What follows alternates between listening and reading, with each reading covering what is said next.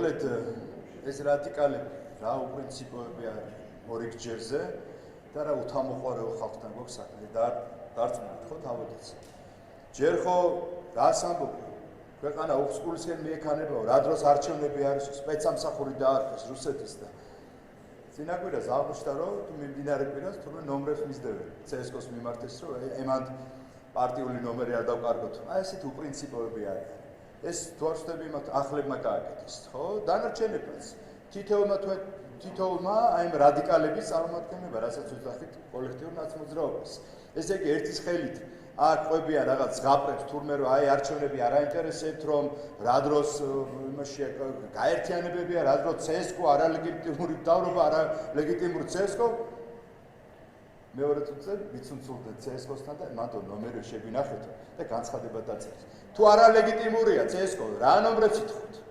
შენარჩუნებას ემანდ მე შეიძლება ისე მოგიწევთ არჩევნებში ჩართვა ემანდ ისე ბიუჯეტიდან დაფინანსება რომელსაც იღებდით თვეების განმავლობაში 100,000-ობით ლარს მოგინდათ ბიჭებო და გოგონებო აი ეს არის თქვენი სახე აი ეს არის თქვენი ორმაგი სტანდარტი და სამართლიანადაც ხართ იქ სადაც მიგიჩინათ ადგილი ქართულმა საზოგადოებამ ხო რა შეეხება ხო რა შეეხება ეხა აი ნაწილი ხო მიიღეს დაკვეთა არჩევნებში უნდა მიიღონ მონაწილეობა, ეხლა რა უნდა გააკეთოს? ხაზარაძემ და გახარიამ, ხო?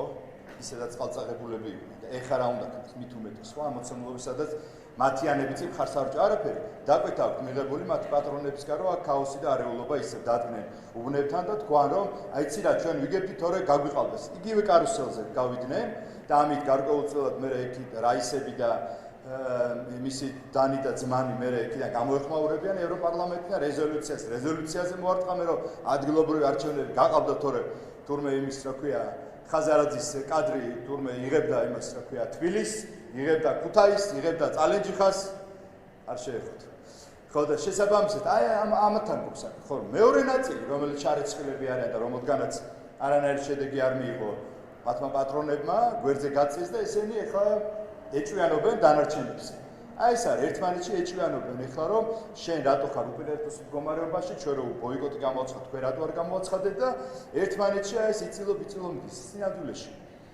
ქართული საზოგადოებისთვის და მართველი პარტიისთვის, ჩვენთვის ზოგადად უმრავლესობისთვის ქართული საზოგადოების არ აქვს მნიშვნელობა რა კონფიგურაციით, რა შემართებით, რა გადანაწილებით გამოვლენ ეს სამშობლოები, იმიტომ რომ მათი სახელი არის კოლექტიური ნაცმოძრაობა, მწვალებელთა პარტია, რომელიც მილევად რეჟიმში.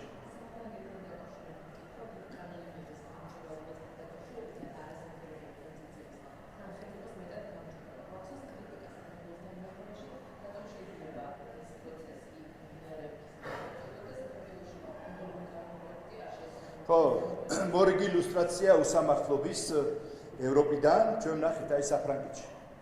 კანონს ღებულობენ, მანამდე ხო ჩვენზე უფრო კაფიო და მწვავე კანონი მიიღეს გამჭვირვალობის შესახებ. ეხლა კიდევ უფრო მეტად, იმიტომ ის არ არის საკმარისი და კიდევ უფრო კაცს კანონს ღებულობენ და რას ითხოვენ, რომ თურმე ყველა ორგანიზაცია დაერეგისტრირდეს და გამჭვირვალედ იყოს ის ფულადი ჩარიცხვები და გასავლები და ხარჯები, რითაც ფინანსდებიან ეს ორგანიზაციები საფრანგეთში. და კითხვა მაქვს, საქართველოს რო ეს გააკეთა, ჩვენ რომ მოვითხოვეთ, ვით უმეტეს ქვეყანას რომლის ირგვლივაც ყველას აქვს ინტერესი საქართველოს მიმართ. ქვეყნის ირგვლივ, ჩვენი ქვეყნის ირგვლივ, სადაც ცეცხლის ალშია მთელი რეგიონი გახვეული და რომელი სადაზორო საქმიანობა, რომელი ქვეყნის ყველა არის ჩართული, არასამთავრობოები თუ სხვა სახით წარმოდგენილები ჩვენს ქვეყანაში. აქ ამ ქვეყანაში მივიღეთ გამჭვირვალობის შესახებ კანონი, სადაც ერთ რამეს ვითხოვდით, რომ ის ვის ფინანსდება, რა მიზნით და ვისგან ფინანსდება. მეტი არაფერი, ეს შევსვათ ეს რა ქვია, გრაფიკი. ამაზე ჯვარს გვაცვეს. ეს თურმე ადამიანის უფლებების შელახვა არის, ეს არის სიტყვის თავისუფლების წინააღმდეგ გადადგმული ნაბიჯი და თქვენთან როგორ არის? თქვენთან მისაღებია და ჩვენთან არა, ხო? აი კიდევ ეს არის მორიგი ილუსტრაცია თქვენი უსამართლობის, თქვენი ორმაგი სტანდარტის და ჩვენი საზოგადოების კიდევ უფრო მეტი არგუმენტია, რომ სწორ გზაზე მივდივართ, რომ სწორად ვანვითარებთ ქვეყანას და სწორად ვიცავთ სახელმწიფო ინტერესებს.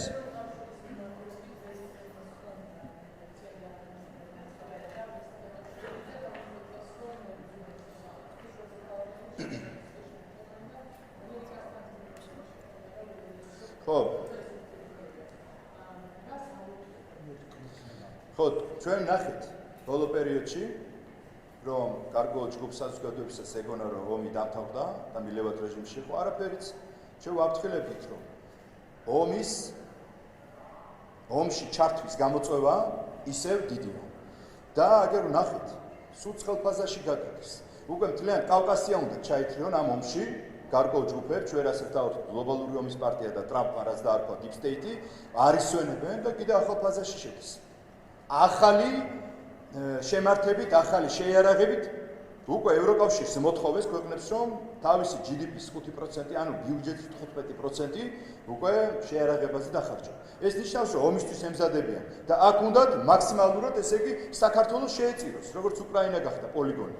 და ამისთვის უკვე მორიგჯერზე ის მავნებლობა და შანტაჟი და ჩვენი ქვეყნის წინააღმდეგ არის. ეხლა უკვე კალასმა და მისმა აი ამ დაქირავებულმა Deep State-ის მიერ პოლიტიკოსებმა უკვე საქართველოს ახალი თემით შემოუწეს რა არის თურმე თუ არ მიიღებ გამჭვირვალობის კანონს თუ უკან არ წაიღებთ, ესე იგი რომლითაც ჩვენ ევროპაც მთელი ევროპული სახელმწიფოები იღებენ და კიდევ უფრო მეტ ამკაცრებენ თავის ქვეყანაში ამ უსაფრთხოების ნაწილს, ჩვენ უნდა მოხსნათ ეს. და მეორე კანონი რა არის? ეს არის ოჯახური სიწმინდის შესახებ. და რატომ? იმიტომ რომ აქ უნდათ რომ ისევ ესე იგი რელიგიის, ეკლესიის, მართლმადიდებლობის წინააღმდეგ დააფინანსონ, ისევ აი აქ მარშები ატარონ, როგორც კიევში. რა ჩაატარეს? LGBT, ისა გეი, რა ქვია, მარში თუ რაღაც უბედურება, პრაიდი. აი იგივე, ქვეყანა ომშია. მილიონობით ახალგაზრდა მიწაში ჩააწუნეს, ტერიტორია არ აქვს, მაგრამ იმდენად აიძულეს, რომ ესე იგი გეი მარში და პრაიდი მოაწყობინეს უკრაინაში. და იგივე უნდათ საქართველოშიც გააკეთონ და ამიტომაც ებრძვიან ამ ქვეყანას. კიდევ ერთხელ ვამბობ, ვინც არ უნდა აშანტა, ჩვენ ეს ეტაპი გამოვიარეთ. მათ შორის დაიწყეს ჯერ პარტიის საპატიო თავმჯდომარედ გახსოვთ ბიძინა ივანიშვილი ჯერ საკუთარ ფინანსებზე წვდომა შეუძლეს ადამიანს. დაასანქცირეს, აშანტაჟეს, მაგრამ ვერ გატეხეს. ის არის ჩვენთვის მაგალითი. დანარჩენი ჩვენი ლიდერები, ვის არ დაუწესეს სანქცია, ვის არ გაუყენეს აქტივები, ვის არ შესვლა აუკრძალეს ამა თუ იმ ქვეყანაში, მაგრამ არ გავთხოვთ, იმიტომ რომ სახელმწიფო ინტერესებს ვიცავთ, ქართველების ინტერესებს ვიცავთ. ეს არის მშვიდობის შენარჩუნება, ეს არის მართლმადიდებლობის დაცვა და ეს არის სახელმწიფოებრივი ბოლომდე თავის ინტერესების დაცვა. და რაც არ უნდა გვაშანტაჟოთ, ვიზა ლიბერალიზაციის წართმევით, არ წართმევით, ჩვენთვის არ არის ნომერ პირველი ამოცანა. ჩვენთვის ნომერ პირველი ამოცანა არის, რომ აქ იყოს მშვიდობა და საქართველოში ომი არ იყოს, რომ საქართველო ომში არ ჩაერთოს. აგერ აქ უკრაინას. უკრაინას აქ აგერ უვიზო მიმოსვლა ევროკავშირთან. უკრაინას აქვს აგერ თავისუფალი ვაჭრობა. უკრაინას აქვს აგერ მოლაპარაკე კანდიდატის სტატუსი აქვს, მაგრამ არ ყავს მილიონობით ახალგაზრდა. ტერიტორიები არ ყავს.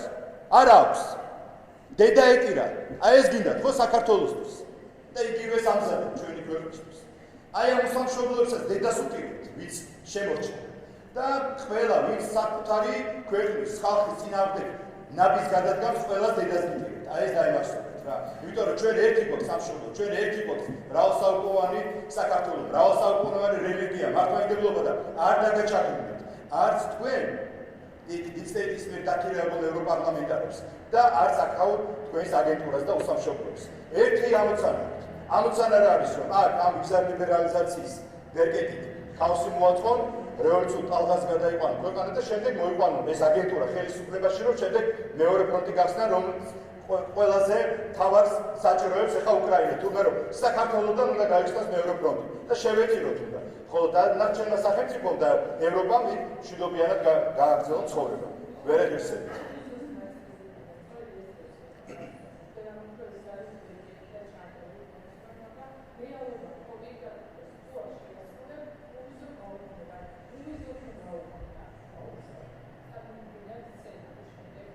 არა. ჩემი სახით ესეთი მსჯელობა ჩვენ გახსოვთ კანდიდატის სტატუსთან დაკავშირებითაც ჰქონდათ. არჩევნები რო ახლოვდება, შემდეგ იწყება შანტაჟი ბრიუსელიდან, რომ აბა მოგვისდით, აბა ეხლა ამას ვცდილობ არაერთხელ ჰქონდათ. მათ შორის უბრალოდ მოსვლასთან დაკავშირებით არ გახსოვთ, რომ გაგიუქმებთ, შეიკრება რეზოლუციებზე მიიღეს, იქ რაღაც ცარიელ დარბაზში რო იკრიბებიან ხოლმე 5-7 კაცი. და რაღაცა რაისა და მისი სადაკავ და იქიდან რომ მე რაღაც ნოტაციებს ვიკითხავ. ხო გახსოვთ? მაშინაც მქონდა ცდელობა, მაგრამ არ გაუგდა.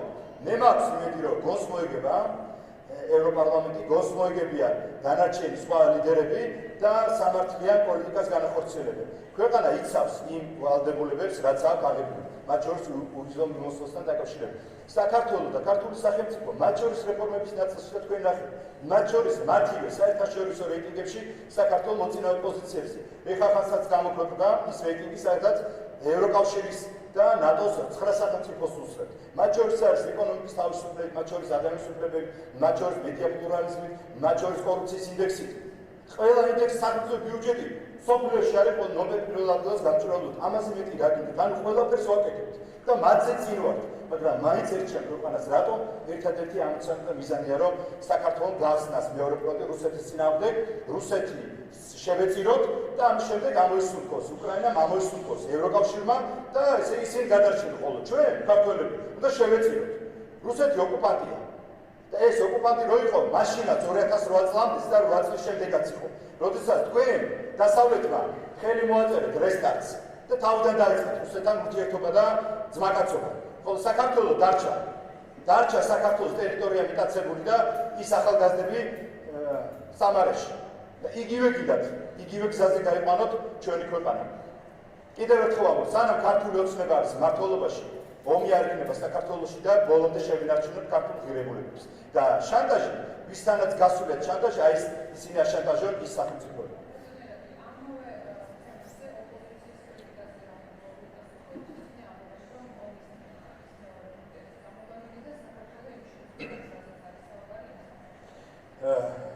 აი ამას ვის ამბობს, რომ ომის თემა არის გამოგონილი. აი სულ მინდა ეს ანიუტები და ეს ხელმოწარულები სამშობლოებს სულ მინდა რომ აი ეს წერილები და ის მესიჯები, რასაც უკრაინის, მათ შორის უკრაინელი პოლიტიკოსები და მათ შორის უკრაინელი სახელმწიფო პირები, რასაც ითხოვენ. დანილოვები, პოდოლიაკები, აი ეს პადონოკები, რომლებიც არიან, რომლებიც საკუთარი ჩვენი ქვეყნის წინააღმდეგ რა განცხადებებს აკეთებენ. ელჩი გამოგვიგდეს, იმიტომ რომ ჩვენ უარი ვთქვით მეორე ფრონტის გახსნას. ჩვენი ელჩი, რომელიც ბოლომდე იდგა და იყო უკრაინაში და კიევში და იცავდა მათ უფლებებს და მაქსიმალურად ეხმარებოდა. ისიც კი გამოგვიგდეს, რატომ? იმიტომ რომ ჩვენ უარი ვთქვით მეორე ფრონტის გახსნას. და ეს ხო გაცხადებულია და ამას ვის უარყოფს, ეს აქაობის არის ჩვენი აგენტურა. ანიუტებს არ გულისხმობ. ის სხვა აგენტურა. ის არიან დაქირავებული აი მუსამშობლოები, რომელიც არის დაქირავებული გლობალისტების მხრიდან, რომ ეს ქვეყანა არ იყო. ეს არის რეალობა და ეს ქართულმა საზოგადოებამ იცის. კარგად რო იცის, ამიტომაც ხო რომ ეხლა საპარლამენტო არჩევნებზე გაცილებით მეტი მხარდაჭერა მივიღეთ. კარგად აქვს თითოეულ ქართველს გააზრებული. ვის მოსვლას არ მოსვლას შეიძლება განსხვავებული აზრი ჰქონდეს, მაგრამ ერთში ყველა ვინც ქართველია და პატრიოტი ერთში ვთანხმდებით, რომ ამ ქვეყანას ომი არ ჭირდება და ამ ქვეყანას ჭირდება მშვიდობა, ჭირდება ეროვნული ღირებულებების დაცვა და სწორედ აი ამ ღირსებით წინ წასვლა და ამას ჩვენ შევასრულებთ.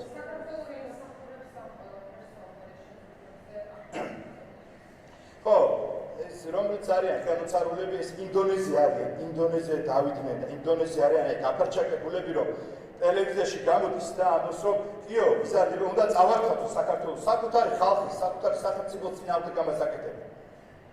აი რადონეზე არიან დაცემულები აი ეს უსამშობლოები. რომ ყველაფერზე მიდიან. ოღონდ საკუთარი ქვეყნის წინააღმდეგ ის დავალება შეასრულა. მე არ ვიცი, ეს არის ილუსტრაცია მორიგჯერზე და ამას ქართული საზოგადოება როგორც აქამდე თავისი ადგილი მიუჩინა ამ სამშობლოებს, ზუსტად ადგილობრივ არჩევნებზეც ანალოგიურს ვერით. ბოდიში, პროსტო. ხომ არის ამოვაგდე მე ვაგზავნე ლაფასად.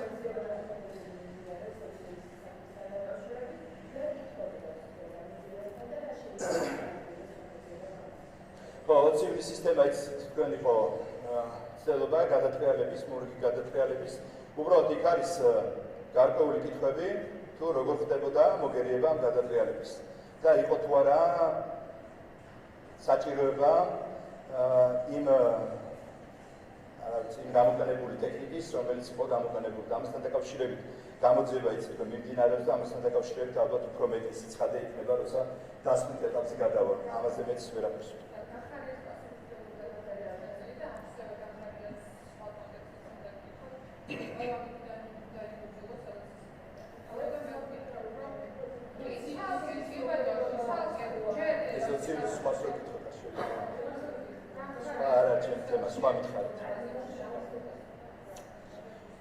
ნუ რა უნდა თქვი ხე გახარია დარბის ჯერაკი იზოლბიჭა რაღაცა გულზე ჯირი რაღაცა თუ მაგარი ბიჭი პატრიოტია და როცა დავიგვარეთ საერთოდ გაიქცა და იქიდან ველაპარაკება ონლაინ ჩართვებით ხო და იქიდან ეხლა ვითომ რაღაც თემებს აკეთებს არაფერი ერთი შიშარა ხტალი პოლიტიკოსი აღმოჩნდა რომელსაც აქვს თავისი ინტერესები და ეს ინტერესები რა არის რომ ისევ აი ამ უსამშობლოებთან ერთად მათთან კოალიციაში ქვეყანა არის ეს არის და 60 და მე ძალიან ვწუხარ იმიტომ რომ მასზე პირადად მე სულ სხვა წარმოდგენა მქონდა თავის დროზე მაგრამ მაშინ როდესაც ჯერ ერთ მიმკიცებდა უმრავლესობის უბრალოდ როცა პრემიერ-მინისტრი იყო რომ მელია უნდა დავიჭიროთო და მეორე დღეს რომ გადადგა ვერ დავიჭერო შემდეგ აღმოჩნდა რომ თურმე საელჩოდან დაურეკეს და დააშინეს და ამიტომ გადადგა იყო დამთავრებული როგორც პოლიტიკოსის და ლიდერის იმიჯი მისი დანარჩენი ხა ებინოს იქით აქეთ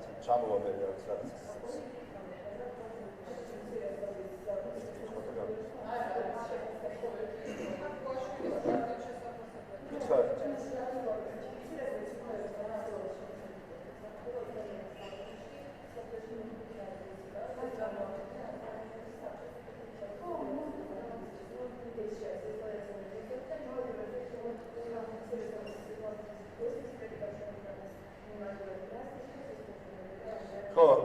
ის რომ ჩვენი ქვეყნის მიმართ აი ეს უსამართლო, არასამართლო უარგუმენტო პრეტენზიები რო აქვთ, მათ შორის ადგილობრივ უსამშობლოებს და მათ შორის მათ პატრონებს შემდეგ ევროპიდან, ამ კვლევაშიც კი ნათელია. აგერ ბატონო, ატლანტიკური საბჭო არ არის მაინც ჩვენი სახელმწიფოს მიმართ, მაინც დადებითად განწყობილი. ისიც კი იძულებული გახდა, რომ ეღიარებინა, რომ დიახ, აი ამ უცირესობების კლებები საქართველოში დაცულია. ისე არის დაცული, რომ სოფლიოს ხუთეულში შედის. და რამდენი, ასე ვთქვათ, რეიტინგში როგორ დაწინაურდა. იმიტომ რომ ჩვენ გვაქვს მიღებული კანონი. ტოლერანტული სახელმწიფო ზოგადად საქართველოს და აქ საუკუნეების განმავლობაში სხვადასხვა ეთნოსის, წამსის, რჯულის ადამიანები მშვიდობიანად ცხოვრობთ და მომავალშიც ვიცხოვრობთ. მათ შორის განსხვავებული ორიენტაციის თუ ხედვის. და ეს ვერ გაიაზრეს გარკვეულ ჯგუფებმა. და ამიტომ გვამონათ ხელოვნურად, იმიტომ რომ ხელოვნურია ეს ყველაფერი. ეხლა რასაც გვეუბნებიან, გვაშანტაჟებენ, რატომ? ესე იგი, ვიზა ლიბერალიზაციას გაგიუქმებთო, თუ ოჯახური ღირებულების შესახებ კანონი რომ მივიღეთ, იმას თუ არ გავუქმებთ. თუ კითხვა მაქვს, ერთი მეორე და რამაში ვიზა ლიბერალიზაციის თავისი კრიტერიუმებია, რაც არ უნდა დაარღვევოს სახელმწიფო. იქ ფლოფშია ყველაფერი. ამას რატო რაშუაში? ან რატო გონია რომ ჩვენ ოჯახურ ღირებულებებს დავთმობთ, მართლმადიდებლობას დავთმობთ, იმ ჩვენ ტრადიციულ ღირებულებებს დავთმობთ და კალასის მიერ ნაკარნახევ რაღაც სრულ იდეოლოგიას მივიღეთ. რომ თუნდაც შესაძლებელია, თუ შენ ახმა გაქვს, ქალი ხარ, შეიძლება კაცად გადაგიქცე და პირიქით. და ეს უნდა მივიღოთ. და ამით გვაშანტაჟებენ. და რატო ფიქრობენ, რომ ქართველი ხალხი ამას მიიღებს? პირიქით. ეს არის მათი ილუსტრაცია ორიგჯერზე, თუ როგორ გვაშანტაჟებენ. სახელმწიფოს, ჩვენს ქვეყანას, ჩვენს ერს და როგორ უნდა გახადო, როგორც არის უკრაინაში. საერთოდ არ არის მართლმადიდებლური ეკლესიები, ზოგი დაკეტილია, ზოგი თურმე როგორც აღმოჩნდა, სულ სხვა საღებლინება იქ, სულ სხვა მიდგომა აქვს, აბა ნახეთ აღდგომა, რა ხდებოდა იქ. როგორ დასცინიან ჭეშმარიტ ბრევლს. აი ეს მიიღეს, აი ეს უნდა იგივე განახორციელონ საქართველოში ექსპერიმენტი და ამას არ გაუტარეთ. ვით ვერ გაიაზრეს, აი ამ უსამშობლოები და ამ ანიტებით გონიათ რევოლუციას მოახდენენ, გამორხოცდეს ერთხელ, ორჯერ, სამჯერ, ხუთჯერ. ვით ვერ გაიაზრეს. დაისვენეთ რა. არ გამოვა რევოლუცია. არა, იმიტომ რომ ერი გაერთიანებული ვართ, რომ დავიცვათ ქართული მართლმადიდებლობა, დავიცვათ ქართული ინტერესები, დავიცვათ მშვიდობა და ჩვენ ამას ბოლომდე მივიღეთ. ერთი და გამში.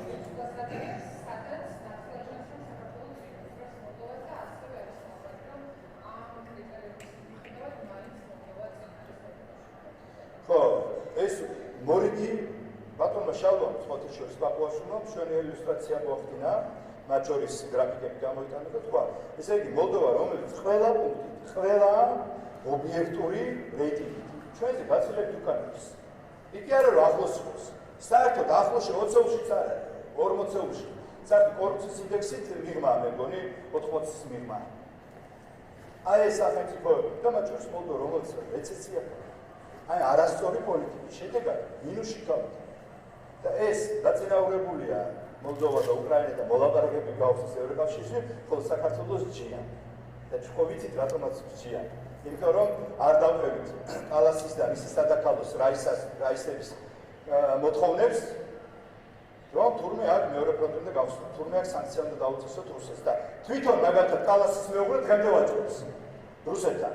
და მილიონებს აკეთებს. ეს განცხადება რო გავაკეთე, ამიტომაც დამასანქცირეს და არ მიშვებენ ესტონეთში. არ ჩამოვიდა ის. გესმით, აი ესეთი უსამართლო მიდგომა. ბუნებრივია ხა ამათ ყოველთვის ვეთქვით სკვერპეში. აბამით. შესვამ თუ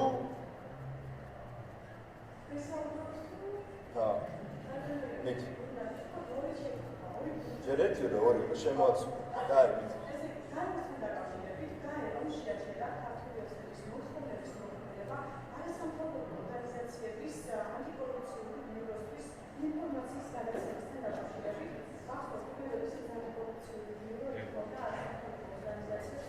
არის სისტემა. სხვა თემა ნახე, ეს არის. ხო, მაგრამ არ ვიცი და იქნებით იქნებით. შეიძლება პასუხია და მე არ ვიცი. ხატია, ქართული გესმის. ქართული გესმის. გავიგე, მეორე კითხვა ეს. პირველი კითხვა. ხო, პირველი კითხვაზე არ მაქვს ინფორმაცია, თუ გინდა მოვეკითხავ და ცოტა მოგვიანებ ჩაკი თუ გინდა ეს. ეხლა არ ვარ კომპეტენტი და არ ვიცი ეს თემა.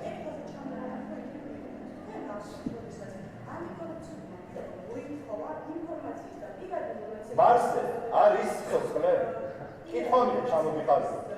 მარსზე სიცოცხლე არის? რა იცი? აი რა დამიკიცე, რა იცი? როგორ, არა მე მითხები. ელონ მასკი მეუბნება რომ არის სიცოცხლე. აი როგორ დაგიჩვენ? აბა დამიკიცე. დაიგავ ხო და არა? ვინ არასაფრთხო? ვინ? ვისი ეს საფრთხო? დამთავრდა რა ბაიაპატარა დადება. აი და სხვა კითხვა რა აქვს? არა მაქვს ეს არის სისტემა. არ დამირეკა და იმაში გეტყვი ხა მაგისგან მომიყვა პატარა ეს ბიჟოპებს ხა მე სიცია გაი. ხო და არ არის იქ რაც არის სტანდარტი ისე ითხოვე სავარაუდოდ და თუ რამე არის დახვეწავე.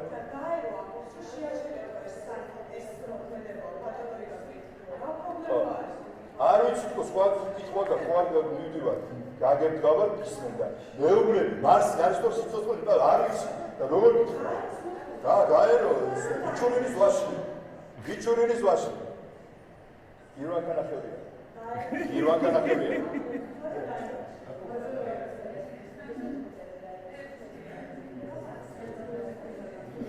ახლა არ ვიცი რა თემაა და მომაც დავდრეკავ გადმოვიდე. აღარ შემიძლია. არბარ.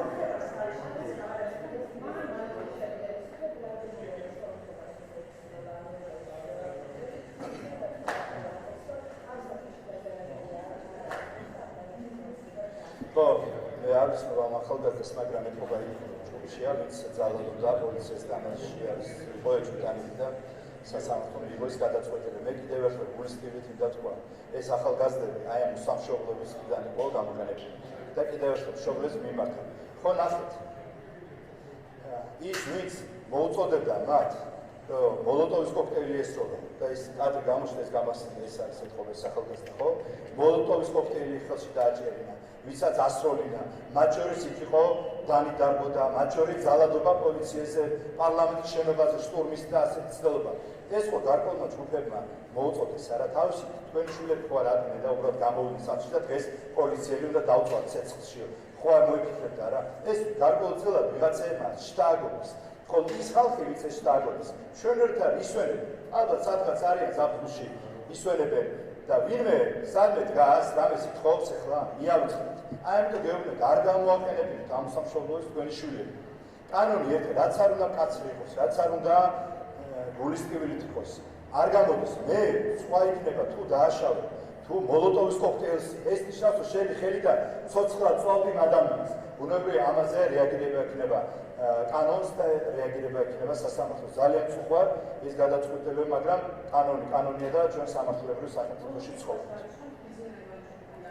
მითხარი?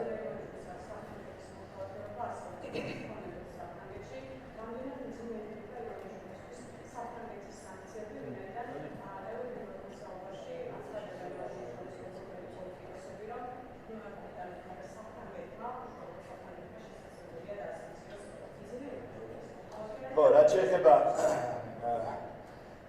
ბატონ ბიძინაძე ეს შეტევები არაერთი არის დაარახალი. თქვენ იცით რომ ჯერ არაოფიციალურად იყო დასანქცირებული, როდესაც საკუთარ თანხებთან ანგარიშეროვდეს თანხა იმის თქმა შეუძლიეს ყოველგვარი არგუმენტაციის გარეშე და არაერთი სასამართლოდ მოგებული. ამ შემდეგ მის კოლექციებზე, მის ოჯახზე არაერთი განცხადება მოგვისმენია სანქციები. ვერ გადახეს ეს კაცი. მორიგ ჯერსეც ეხლა აშანტაჟებენ, ეხლაც მუხარებია, რომ თუნდაც ჩამოართმენ მოქალაქეობას, ისევ სანქციების ქვეშ მოაქცევენ. ეს რით ვერ გაიგეს, რომ ეს არის ქართველი კაცი, პატრიოტი კაცი, რომელსაც უყვარს თავისი ქვეყანა, უყვარს თავისი სამშობლო, უყვარს ქართული ღირებულებები და დამცველია. მაგალითის მომცემია თითოეული ქართველისთვის და რით ვერ შეიგნეს, რომ ვერ გატეხავენ ამ პრინციპს.